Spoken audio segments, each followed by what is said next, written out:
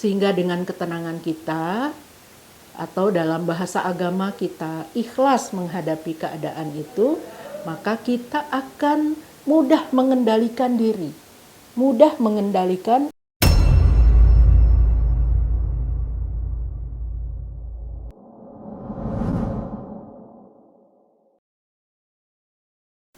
Bismillahirrahmanirrahim. Assalamualaikum warahmatullahi wabarakatuh.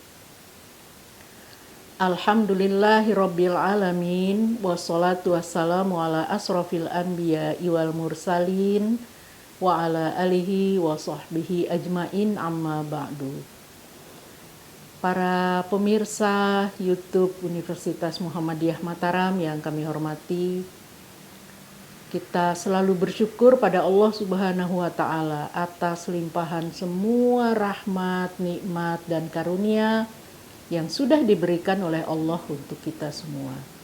Kita juga bersalawat dan salam untuk Nabi kita Muhammad Sallallahu Alaihi Wasallam.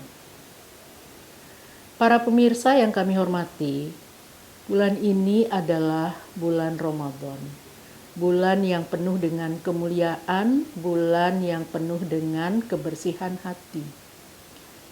Umat Islam pada bulan Ramadan ini pada umumnya berlomba-lomba untuk melakukan kebaikan-kebaikan, melakukan amal-amal ibadahnya yang terbaik di bulan Ramadan.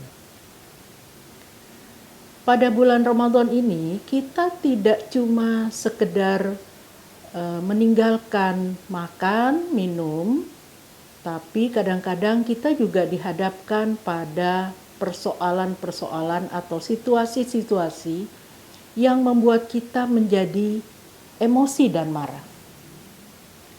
Ini adalah persoalan yang lazim kita hadapi, terutama di saat bulan Ramadan, di saat kita sedang berpuasa.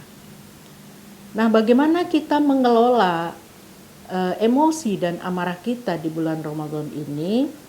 Para ulama dan para cendekiawan memberikan beberapa tips agar amarah dan emosi kita di bulan Ramadan ini bisa kita kendalikan.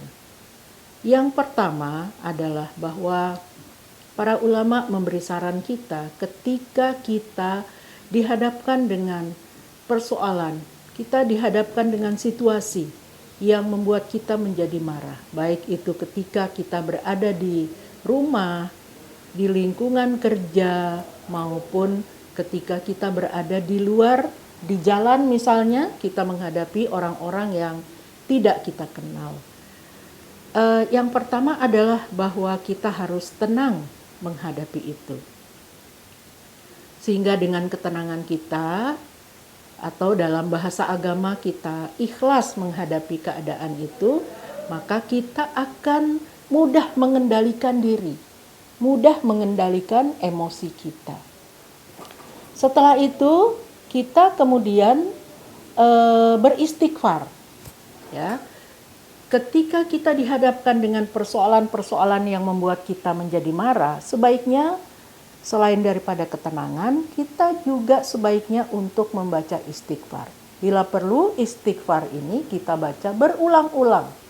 Tidak perlu kita menghitung berapa istighfar kita dalam satu hari, terutama di bulan Ramadan. Kita perbanyak istighfar, apalagi ketika menghadapi situasi dan kondisi yang menyulitkan untuk kita. Perbanyaklah istighfar, mohon ampun kepada Allah. Insya Allah mudah-mudahan istighfar kita itu akan membuat kita menjadi lebih tenang, lebih dapat atau mampu meredam kemarahan kita, mampu meredam emosi yang ditimbulkan oleh keadaan-keadaan di sekitar kita. Selanjutnya, tips lain yang dianjurkan adalah pada saat kita berpuasa di bulan Ramadan, sebaiknya kita melakukan olahraga. Tidak perlu olahraga yang besar, olahraga kecil, karena dengan olahraga itu para ilmuwan mengatakan bahwa dengan berolahraga kita akan mampu menghasilkan hormon-hormon kortisol, hormon-hormon kebahagiaan.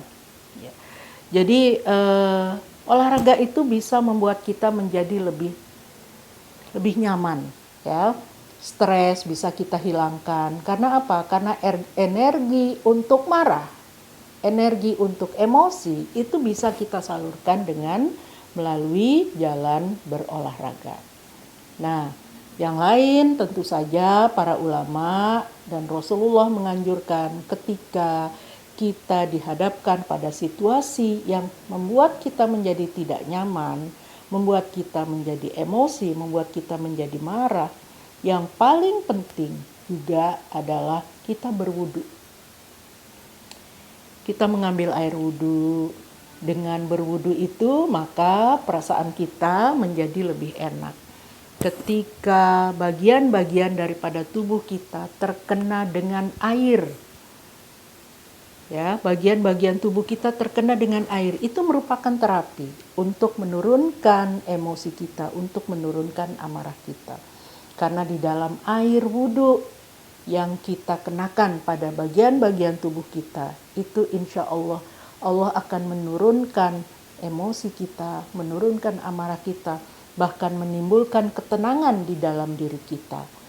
Demikianlah pemirsa YouTube dari Universitas Muhammadiyah Mataram. Mudah-mudahan tips ini bisa membuat puasa kita, terutama puasa di tahun 1445 Hijriah ini menjadi jauh lebih baik, lebih bermakna, lebih bernilai daripada tahun-tahun sebelumnya, sehingga tujuan kita berpuasa untuk menjadi orang yang bertakwa itu dapat kita raih di bulan Ramadan ini.